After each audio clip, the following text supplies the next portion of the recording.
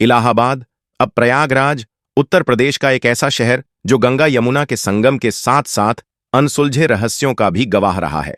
साल 2000 की ठंडी जनवरी से शुरू हुआ एक खौफनाक सिलसिला आज होली 2025 की रंग भरी शाम को फिर से जाग उठा। एक बार फिर वही बर्बरता, वही खून से लिखा नंबर 1 और वही मौत का समय, रात 12:12। क्या ये वही पुराना कातिल है जो 24 साल बाद लौट आया, या फिर कोई नया शैतान जो उसी अनुष्ठान को दोहरा रहा है?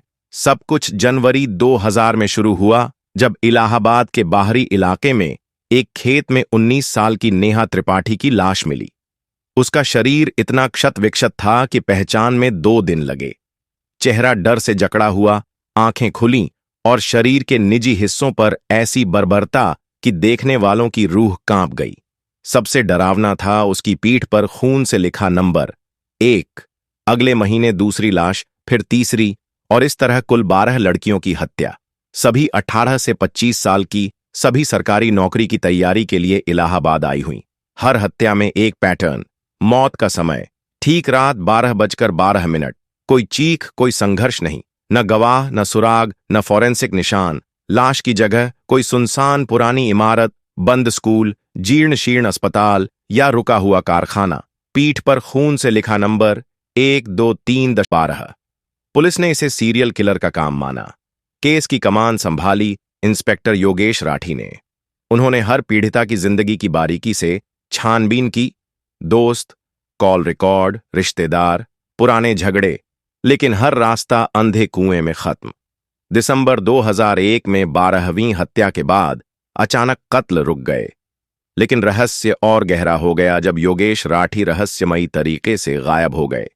उनकी सरकारी जीप लखनऊ के गोमती पुल पर मिली, लेकिन उनकी लाश का कोई अता पता नहीं, मानो कोई अनुष्ठान पूरा हो चुका हो और कातिल अंधेरे में गायब।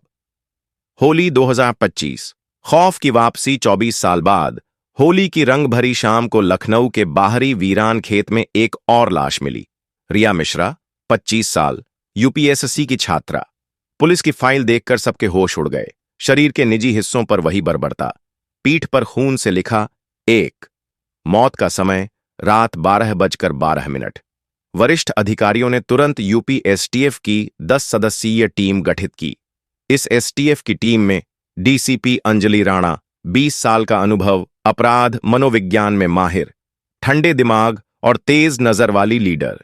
एसीपी विक्रम ठाकुर, पूर्व सेना अधिकारी, तेज निर्णय लेने में माहिर। इंस्पेक्टर सूरज शेखावत, ग्राउंड जांच का उस्ताद। इंस्पेक्टर मीनल चौहान, पूछताछ में कोई जवाब नहीं छोड़ती। एसआई राघव पांडे, तकनीकी निगरानी का जादूगर। एसआई आरव जोशी, इतिहास और पौराणिक कनेक्शन खोजने में माहिर। फॉरेंसिक विशेषज्ञ डॉ कृतिका सिन्हा, खून और शरीर के नमूनों की गहन जांच में निपुण। साइबर विशेषज्ञ देव मल्होत्रा, डेटा और सिग्नल ट्रैकिंग का मास्टर। आपराधिक मनोवैज्ञानिक नैना रावत, कातिल के दिमाग को पढ़ने वाली। Sub inspector Aryan Verma, team का सबसे युवा, जुनूनी और चतुर। 20 मार्च 2025, रात 12:12 का रहस्य। आर्यन पुराने साक्ष्य भंडार कक्ष में 2001 की धूल भरी फाइलें पलट रहा था। कमरे में टूटी अलमारी, बिखरे बॉक्स और एक अजीब सी सन्नाटा।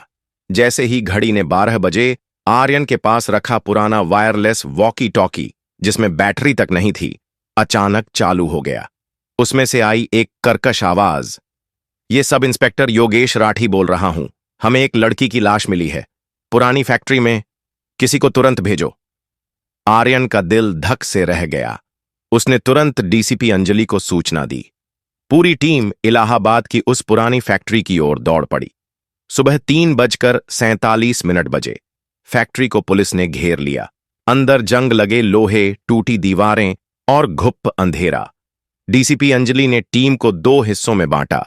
ग्रुप 1 आर्यन, आरव और डॉ कृतिका।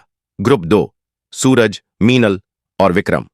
बॉयलर रूम के पीछे धूल में दबा एक मानव कंकाल मिला।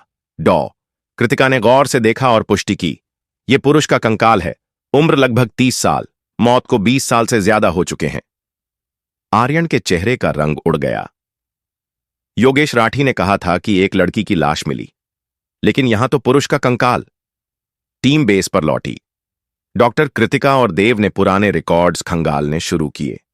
नैना रावत ने एक डरावनी थ्योरी पेश की। 2001 की हत्याएं एक अनुष्ठान थीं, 12 बलियां दी गई थीं। अब उस कातिल का अनुयायी उसी अनुष्ठान को फिर से शुरू कर रहा है। रिया मिश्रा की हत्या इसका पहला कदम है। डीसीपी अंजलि ने मेज पर मुक्का मारते हुए कहा, चाहे जो हो, इस बार इसे रोकना होगा। पता करो ये कंकाल किसका है। 25 मार्च 2025 रात को आर्यन अपने घर पर पुरानी फाइलें पलट रहा था। उसका दिमाग सवालों से भरा था। योगेश राठी की आवाज, कंकाल और रिया की हत्या। तभी ठीक 12:12 पर वहीं पुराना वॉकी टॉकी फिर से चालू हुआ। इस बार आवाज और साफ थी, लेकिन शब्दों ने आर्यन की रीढ़ में सिहरन दौड़ा दी। ये सब इंस्पेक्टर योगेश राठी बोल रहा हूं।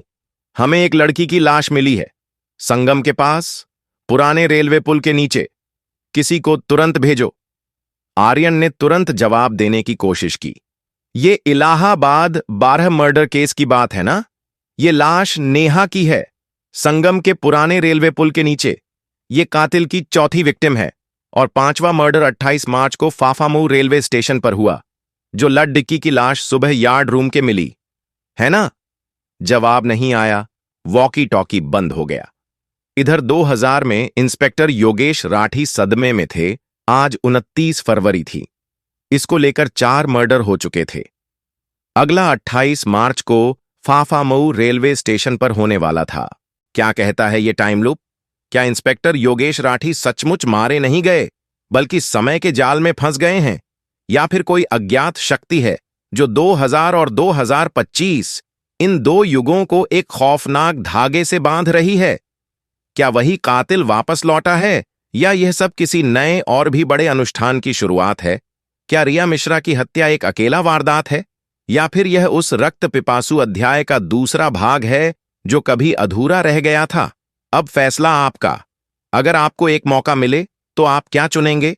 पास्ट, जहां जाकर आप कातिल को उसकी पहली हत्या से पहले ही रोक सकते हैं, या प्रेजेंट, जहां आप आने वाली अगली हत्या को समय रहते टाल सकते हैं?